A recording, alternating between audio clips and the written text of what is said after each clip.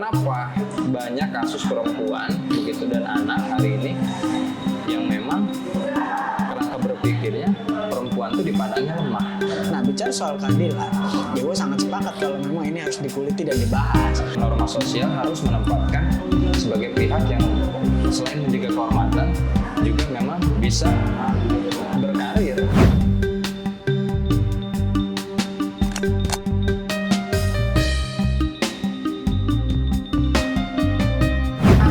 Halo, saya Hendra. Di sini ada Bang Ade Suntama dan Bang Ajis.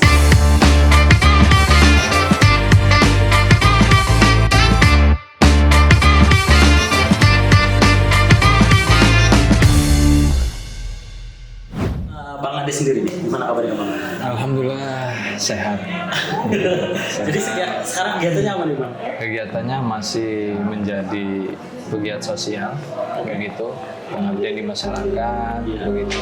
Selain itu juga ya menulis, begitu, menulis dan alhamdulillah sudah terbit juga karya saya, Kang Ajis, karya pertama saya Keadilan Gender, gitu. Kalau Bang Ajis sendiri, gimana kegiatan hari ini? Kalau hari ini ya biasa kita namanya sehari-hari berkegiatan kan kesana kemari ya. Iya. Kalau aktivitas hari ini sih nggak terlalu berat, tapi kalau aktivitas ya biasa rutinitas itu cukup banyak juga. Oke. Di sektor pendidikan, di sektor wirausaha, dan juga di sektor organisasi ya. Bang Ades, jadi Bang Ades ini yang saya kenalkan dulunya Bang Ades itu sebagai akademisi gitu kan, aktivis sosial gitu. Terus banyak lah macam kegiatan yang Bang Ades kerjakan gitu. Terus kenapa sih akhirnya sekarang ini Bang Ades menulis dan mencetak buku, bahkan menciptakan sebuah buku yang cukup fenomenal gitu. Itu kenapa sih akhirnya memilih untuk membuat buku? Ya, pertama alangkah baiknya begitu pemikiran dan gagasan itu memang harus dicurahkannya dengan bentuk tulisan, ya, begitu ya Kang Ajis ya. Nah, maka dari itu karena dulu ketika berproses di organisasi, tentunya di HMI, saya juga sudah mulai istilahnya belajar terkait sistematika penulisan, begitu. Bagaimana penulisan itu, begitu, dan jenisnya ada apa saja. Dari situlah saya istilahnya menimpa diri untuk belajar menulis, begitu tuh. Dan dari bekal itu, pada saat ini ya segala gagasan pemikiran saya curahkan kepada bentuk tulisan dan saya terbitkan menjadi sebuah buku gitu yang berjudul Keadilan Gender. Buku ini review singkatnya membahas masalah terkait kritik sistem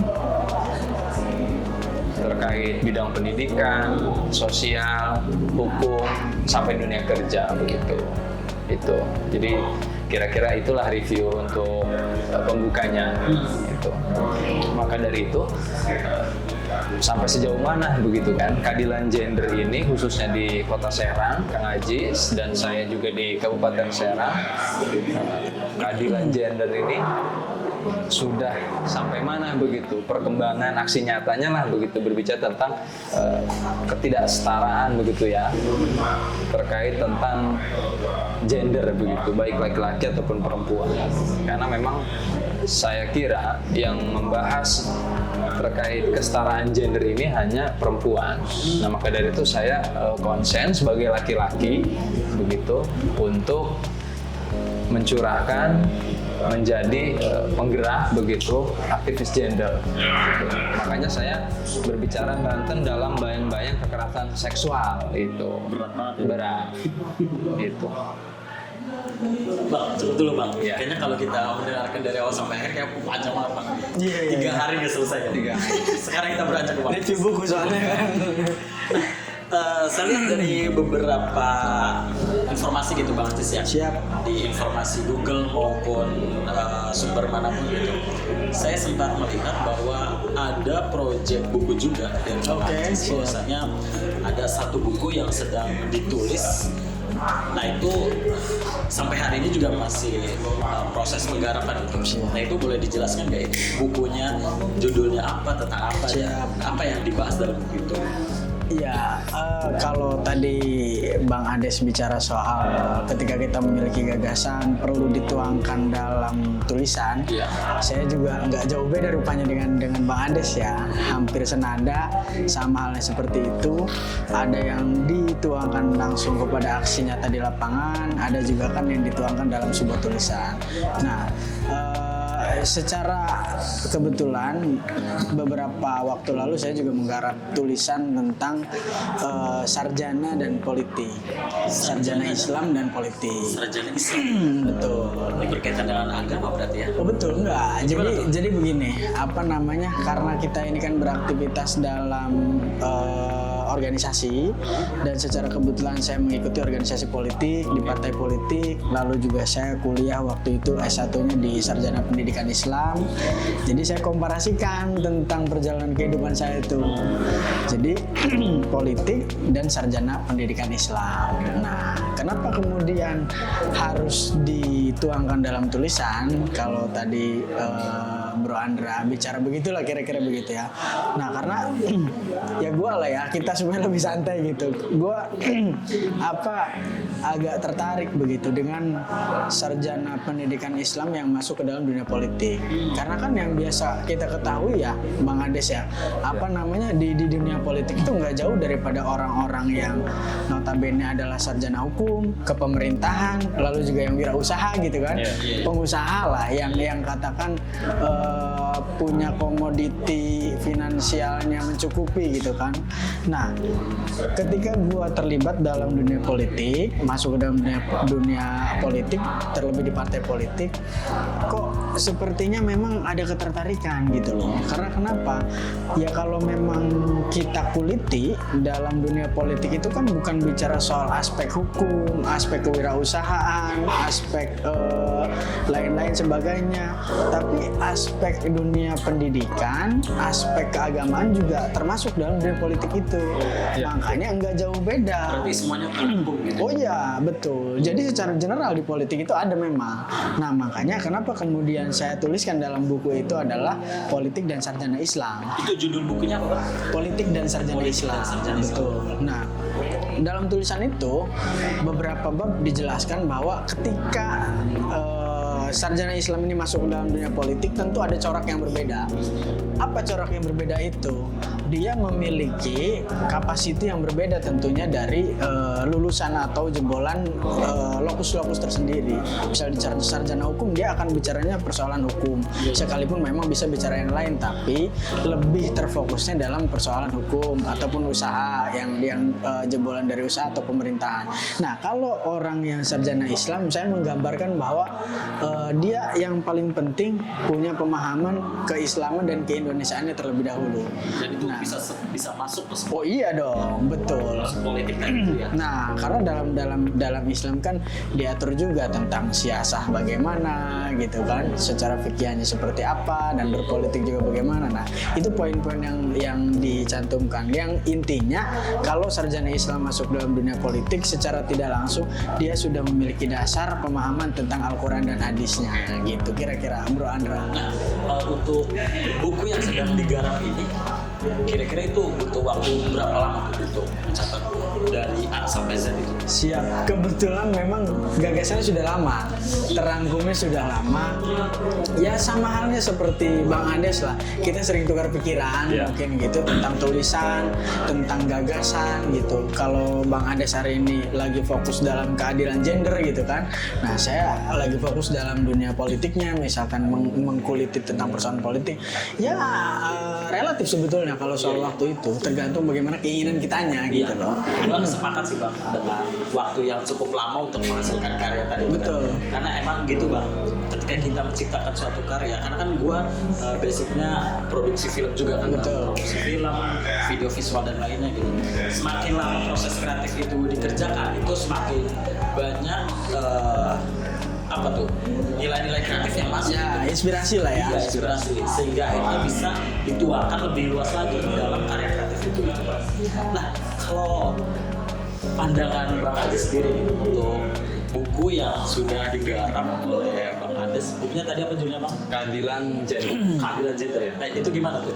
Di sudut pandang apa tadi sarjana Islam ya? Ya, Nah itu gimana? ya saya sih sangat support ya. Artinya menyambut dengan baik lah. Beberapa waktu lalu Bang Ades kan komunikasi. Ketua Ades, kalau saya sering manggil ketua-ketua aja begitu kan. Jadi ketua. Gua juga Saya juga sama. Jadi manggil Bang Ades ini ketua. Karena bagaimanapun beliau juga rekodnya sebagai ketua umum. Sama-sama lah begitu ya. gue ini ngobrolnya di dua ketua yang besar gitu. Satu Iya, gue lebih iya, banyak iya. beban dari ngobrol. Nggak, santai aja, Santai. ringan aja gitu. Relax. Ya gue sangat menyambut baik, bro. Apa terkait karya yang sudah dibangun oleh Bang Ades lah gitu ya, tentang keadilan gender itu seperti apa. Karena memang identiknya yang kita lihat, yang kita amati itu kalau berbicara soal gender pasti perempuan aja gitu kan. Iya. Nah ini harus diapresiasi. Bang Ades mulai mau menampakkan dirinya untuk bicara soal gender gitu loh. Ya kan jarang ada bro yang bicara soal perempuan, ya Yang membahas. sementara yang membahasnya adalah laki-laki Laki-laki. gitu loh. Oh iya benar. Iya, nah gue sangat apresiasi. Artinya kan bukan hanya sebuah inspirasi, tapi kepedulian dalam diri Ketua Ades juga kan terbentuk dan sudah lahir gitu untuk bicara soal gender. Nah bicara soal keadilan, ya gue sangat sepakat kalau memang ini harus dikuliti dan dibahas. Karena kan ya kalau bicara soal politik lah, partisipasi perempuan juga hari ini sudah dilibatkan secara aktif. Kurang lebih dalam parlemen itu 30% itu harus ada Iya. keterwakilan perempuan. Nah, Benar. artinya secara tidak langsung bukan lagi bicara tugas, peran, pokok, fungsi dan lain sebagainya. Perempuan itu hanya untuk di rumah saja, bukan lagi seperti itu. Iya. Nanti kan Itu lebih kompleks ke semua hal gitu. oh iya dong. Nanti kalau ke situ nanti ke budaya patriarki lagi. Nah, gitu tuh. nanti budaya patriarkinya semakin tinggi lagi Iya. gitu, muncul lagi, nampak lagi dan gak selesai bro gitu. Iya benar. Nah di kacamata Bang Ades ya, di sudut pandang Bang Ades, gimana nih berkaitan dengan kesetaraan gender yang ada di daerah kita di Banten khususnya Kota Serang? Nah, gimana sudut pandang Bang Ades? Bicara soal kesetaraan gender, artinya kan harus ada yang disetarakan, bukan berarti tugasnya sama gitu, bukan. Tapi kesetaraan mungkin dalam kapasitinya gitu kan. Porsinya ya. Porsinya. Selagi memang apa namanya perempuan ataupun laki-laki ini memiliki kapasitas di berbagai sektor tersebut, maka sah-sah saja kok untuk dijalankan. Kan Bang, perempuan itu ya, itu kan dia banyak beban selain dia ya sorry ya budaya sekarang yang memang sudah berkeliaran di kita, bahwasanya perempuan itu ngurusin anak gitu kan, ngurusin suami gitu kan, Siap. terus lagi ngurusin Rumah. banyak hal gitu. Nah, itu gimana tuh? Akhirnya ada yang masuk politik, ada yang masuk ini dan lain sebagainya. Siap. Terus tanggung jawab kepada hal-hal kewajibannya itu gimana? Dari Bang Ades sendiri Ya, sebagai penulis sendiri. ya sebenarnya kan begini, ketimpangan gender ya disebutnya. Kalau yang memang masih kerangka berpikirnya lebih kepada patriarki. Nah, kalau kita mengklasifikasikan perempuan yang memang tugasnya banyak, nah itu kan berbicara kepada tadi sunatullah, kodrat lah ya itu. Nah makanya kita hari ini harus menempatkan perempuan tuh bukan kepada titik subkoordinat saja begitu tuh. Jadi perempuan pun di istilahnya secara norma sosial harus menempatkan sebagai pihak yang selain menjaga kehormatan juga memang bisa berkarir sebagaimana mestinya. Ya porsi yang diberikan itu kan sama istilahnya kalau berbicara tentang dunia kerja ya istilahnya. perempuan punya skill, laki-laki pun punya skill begitu tuh. Berbicara profesional, ya laki-laki juga kan punya sifat profesional, perempuan pun sama. Secara kosmologi perempuan pun laki-laki punya istilahnya sifat feminis, laki-laki punya begitu, selain sifat maskulin ya begitu tuh. Perempuan apalagi begitu kan, selain punya feminisme sifat, punya maskulinitas juga begitu tuh, bisa tegas juga, bisa bijak begitu perempuan juga. Nah itu berbicara porsi. Nah kalau kita mengklasifikasikan perempuan hari ini hanya tugasnya di dapur ya kan, kasur dan sumur, itu kalau menurut saya hari ini itu sudah keluar dari zona itu hari ini hari ini karena sudah berbicara tentang keadilan gender. Kenapa banyak kasus perempuan begitu dan anak hari ini yang memang kerangka berpikirnya perempuan itu dipandangnya lemah, padahal tidak kan begitu. Dengan kemajuan teknologi saat ini, ketika memang ada kekerasan dan sebagainya kan, kita bisa langsung melaporkan, kita langsung istilahnya dengan kecanggihan teknologi hari ini kita bisa langsung menginformasikan, menyebar informasi kan begitu tuh, dengan apa? Dengan pendukung media saat ini yang sudah sangat luar biasa kemajuannya itu. Jadi kira-kira begitulah gambarannya. Nah, kalau dari Bang Haji sendiri nih, itu dari kacamata pendidikan yang saya lihat Bang Haji ini adalah seorang akademisi yang cukup hafal cukup hafal dari segi ilmuannya ya.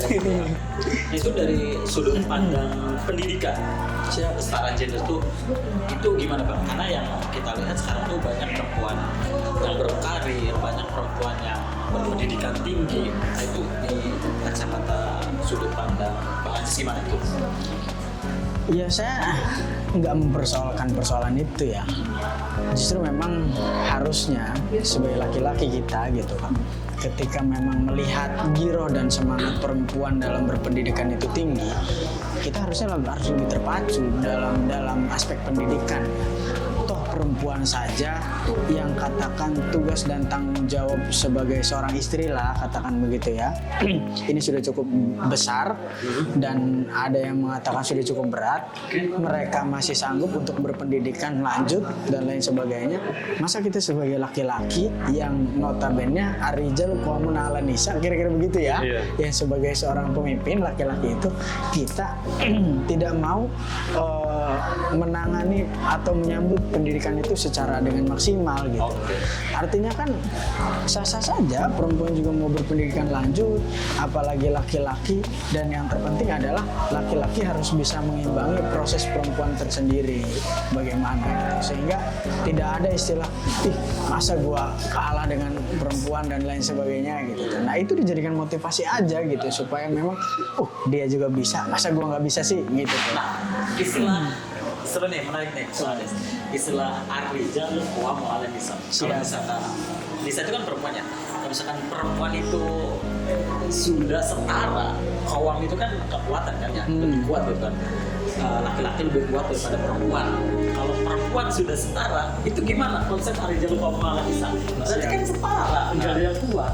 Kalau saya menanggapi terkait dalil ya tersebut, jadi konteks ar-rijal qawwamun 'alan nisa ini tuh kan ditempatkannya kepada sebuah tatanan rumah cinta, rumah tangga begitu tuh.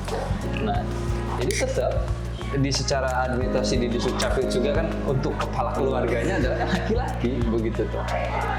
Gitu tuh, laki-laki begitu kan. Nah, kecuali memang kan tidak punya suami ya kan, sementara ya untuk menjadi kepala keluarganya kan perempuan. Lalu punya suami misalkan meninggal atau cerai. Cuma kan kalau dalam konteks ar-rijal qawwamun 'alan nisa itu kan memang ditempatkannya di rumah tangga, seperti rumah cinta begitu tuh. Kalau di luar rumah tangga yang memang menjadi pemimpin perempuan ini, ya memang kan sudah jelas secara regulasi kebijakan perempuan pun harus mewakili sekitar 30% di parlemen kan begitu tuh. begitu. Bukan kita mengklasifikasikan perempuan tidak bisa jadi pemimpin, bisa begitu di luar rumah tangga begitu tuh. Kalau tetap di konteksnya rumah tangga, tetap yang menjadi kepala keluarga adalah sebagai imam. Yang namanya imam kan laki-laki begitu, sebagai pemimpin begitu. Konteks yang tepat ya menanggapi tadi dari Bang Ajis kan begitu tuh. Jadi kita membahasnya di luar rumah tangga begitu tuh, keadilan gender ini, kesetaraan ini. Jadi lebih kepada porsi perempuan dan laki-laki begitu. Padahal kan kalau berbicara karir ya perempuan boleh berkarir, boleh. Memang semuanya boleh menjadi apapun gitu kan. Betul. Entah wanita atau laki-laki itu. Ya. Cuma memang ada porsinya masing-masing. Siap. Itu gitu. Kenapa sih Bang akhirnya lu bikin buku ini? Kenapa lu akhirnya bikin buku? Kenapa nggak bikin karya-karya lain? Misalnya karya apa ya, video atau karya lagu atau karya yang lain gitu kan? Bisa aja kan karya yang lain gitu kan? Atau karya film gitu bisa. Atau judul yang lain lah ya begitu. Bisa. Nah, atau judul yang lain gitu. Itu kenapa lu harus milih bikin karya buku dan milih judul ini? Ya sebenarnya ubur-ubur ikan lele. Iya. Kekinian. Jadi keadilan gender nilai Iya betul. yang melatar belakang Siap. saya membuat buku yang berjudul keadilan gender. Pertama, ya saya masih melihat terkait tadi diskriminasi terhadap perempuan gitu, yang memang dibandingkan dengan laki-laki begitu tuh. Nah itu yang istilahnya mendorong semangat saya untuk mengkampanyekan lah ya hasil pemikiran saya, gagasan saya dalam buku tersebut begitu. Kan tadi berbicara porsi kita sama begitu antar laki-laki dan perempuan, porsi ya, bukan berbicara kodrat. Berbicara kodrat ya kita beda secara sunatullah. Nah, selain itu, passion saya juga hari ini, aktivitas saya sering mendampingi kasus perempuan dan anak terkait tadi kekerasan seksual begitu tuh, yang memang kaitannya terhadap perempuan dan anak gitu tuh. Jadi saya sering tuh mendampingi, kadang sehari gitu tuh. Cukup dekat banget ya kasus ini ya. Cukup dekat begitu. Jadi buat riset pun kayaknya nggak terlalu berat gitu. Nah, karena emang lekat pada kehidupan sehari-hari gitu. Karena aktivitas saya di situ kan begitu, sehingga saya terpikir untuk membuat karya yang berjudul keadilan gender. Karena buku ini bukan sebatas kritik begitu, tapi memang ini adalah sebuah panggilan untuk bertindak, khususnya kita ini sebagai laki-laki lah begitu tuh, yang memang harus terlibat begitu tuh dalam keadilan gender, bukan persoalannya perempuan saja begitu. Makanya dalam buku keadilan gender saya ini, saya istilahnya memberikan ataupun banyak melibatkan tokoh inspiratif begitu tuh. Ya salah satunya R.A. Kartini begitu. R.A. Kartini. Apa istilah R.A. Kartini itu peribahasanya habis gelap Terbitlah terang. Nah itu tuh. Jadi kalau kita bisa istilahnya berkolaborasi, bekerja sama terhadap keadilan gender, khususnya kasus kekerasan seksual terhadap perempuan dan anak, ini menurut saya ini akan meminimalisir kasus tersebut begitu. Dan keadilan gender ini akan istilahnya bisa terrealisasi begitu. Karena memang selain kerangka berpikir masyarakat yang memang tadi itu ya mendiskriminasikan perempuan, faktor ekonomi juga bisa menjadi hambatan.